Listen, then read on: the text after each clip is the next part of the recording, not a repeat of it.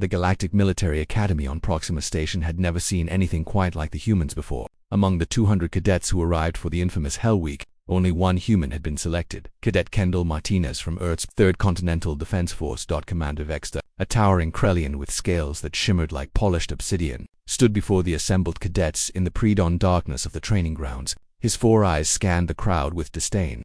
"Most of you will fail," he announced, his voice carrying across the field through universal translators. "Some of you will quit within hours. The rest will break by nightfall. Only the strongest will see tomorrow's sun."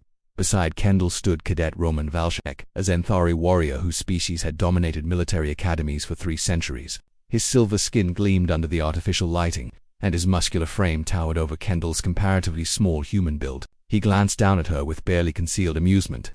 "You should leave now, human," Roman whispered, his voice like grinding stones. "Save yourself the embarrassment. Your kind are administrators, diplomats, not warriors." Kendall didn't respond. She simply tightened the straps on her pack and stared straight ahead. The first trial began at 0400 hours, a 50-kilometer march through the simulation chambers, where gravity, temperature, and atmospheric pressure would shift without warning. Within the first hour, 20 cadets had collapsed. By hour 3, 50 more had triggered their emergency beacons. Accepting defeat, Kendall's lungs burned as the oxygen levels dropped to simulate high-altitude conditions. Sweat poured down her face as the temperature spiked to 45 degrees Celsius. Her legs trembled with each step, but she kept moving, 1 foot in front of the other. Roman, despite his species' natural advantages, was struggling to... He watched the human with growing confusion. How was she still moving? Her physiology was weaker, her bone density lower, her muscle mass inferior, yet she persisted. The second trial began immediately after the march. Zero-gravity combat simulations. Cadets were thrown into spinning chambers and forced to navigate obstacle courses while defending against automated drones. The disorientation was overwhelming. Cadets vomited, crashed into walls, and frantically signaled for extraction. Kendall had never trained in zero gravity before arriving at the academy. Earth's gravity wells were deep, and space training was reserved for elite forces. She tumbled awkwardly at first, her movements jerky and uncoordinated, but she watched, learned, and adapted. Each attempt was slightly better than the last. By nightfall, only 37 cadets remained. Roman was among them. Though exhaustion had set deep into his silver features, he had been bred for war, trained since childhood, enhanced with his species' best augmentations, yet he found himself watching the human with something approaching respect. The third trial was psychological, sensory deprivation combined with interrogation protocols. Cadets were isolated in darkness, subjected to disorienting sounds, and bombarded with questions designed to break their mental resolve. This was where most elite warriors finally crumbled.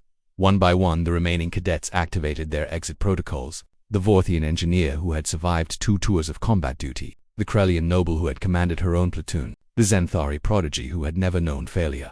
All of them chose to leave. Roman lasted longer than most. His mental conditioning was exceptional, his will forged through a lifetime of discipline. But after 6 hours in the dark, with the voices in his head telling him he was worthless, that he had already failed, that his ancestors were ashamed, he finally reached for the emergency release dot as the chamber door opened and light flooded in.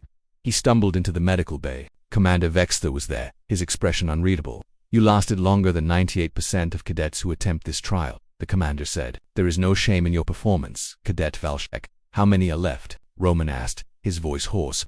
"1." Roman's eyes widened. "Impossible. Who?" The human. Roman insisted on being allowed to monitor the remaining trial. Through the observation screens, he watched Kendall in her isolation chamber. She had been in there for 8 hours now. Her vital signs showed extreme stress, but they remained stable. The psychological warfare protocol had escalated to levels that should have shattered her consciousness. Yet she endured. "I don't understand," Roman said quietly. "She's weaker than us. Slower. Less evolved for combat. How is she still conscious?" Commander Vexter's mandibles clicked in what might have been amusement. "You assume warfare is about strength, speed, and evolution, but you forget what makes humans unique." "What's that?" Spiked through the monitor, they could hear the faint sound of Kendall's voice. She was singing some ancient human song about storms and sailors and refusing to drown. Her voice cracked and wavered, but she kept singing. The hours crawled past. Midnight came and went. 200 hours, 400 hours. The same time they had started 24 hours ago. Still, Kendall remained conscious, singing her defiant songs into the darkness. Finally, at 0600 hours, Commander Vexter personally entered the isolation chamber and deactivated the protocol. "Cadet Martinez," he said, "you may exit. The trial is complete." Kendall stumbled out of the chamber, blinking in the sudden light. Her face was pale, her body shaking with exhaustion, but her eyes were clear. "Did I pass?" she asked. Roman stepped forward, and for the first time in his life, he bowed to another warrior. You didn't just pass, human, you won. Commander Vexter S4 eyes gleamed with approval. Every other cadet quit. You stayed until the sun rose. That is the difference between competence and excellence. As the first rays of Proxima's red sun filtered through the station's viewports, Kendall finally allowed herself to smile. She had proven what Earth had always known. Humans might not be the strongest or the fastest, but they were the most stubborn creatures in the galaxy. And sometimes that was enough.